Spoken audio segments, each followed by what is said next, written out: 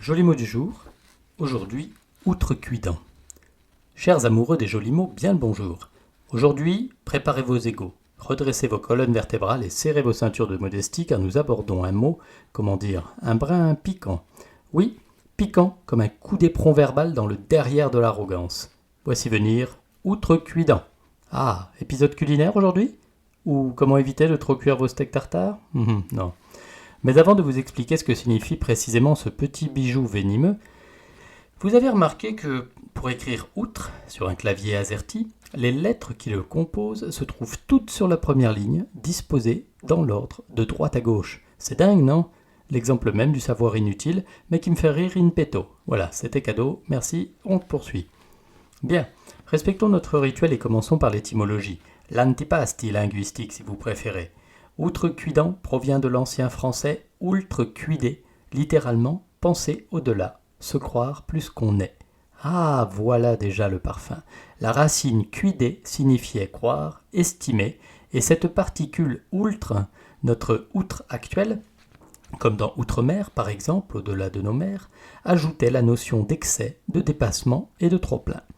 Autrement dit, l'outrecuidant, c'est celui qui ne se contente pas de se croire formidable, il se croit trop formidable. Il déborde de lui-même, il s'auto-surnage, il se surestime au point que même son ombre lève les yeux au ciel. Maintenant la définition moderne, outrecuidant est quelqu'un d'impertinent, arrogant, présomptueux, gonflé comme un ballon de baudruche en fin de fête.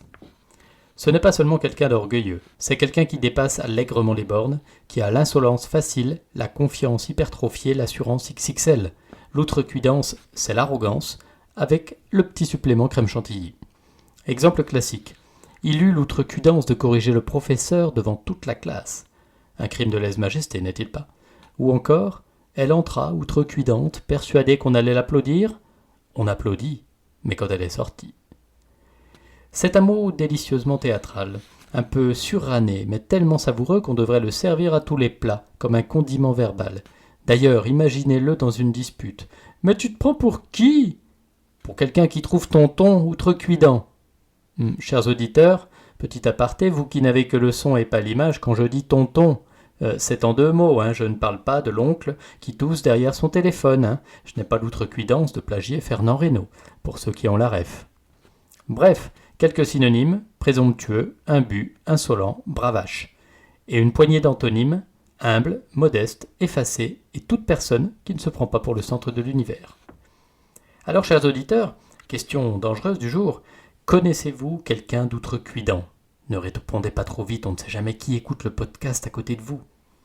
Et surtout, l'êtes-vous vous-même ?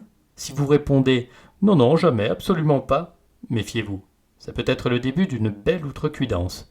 Quant à moi, je file avant que l'on m'accuse d'être excessivement sûr de mon joli mot du jour. Il vous en cuira peut-être, mais seulement de rire. À très vite pour un prochain mot bien senti, promis, sans outrecuidance.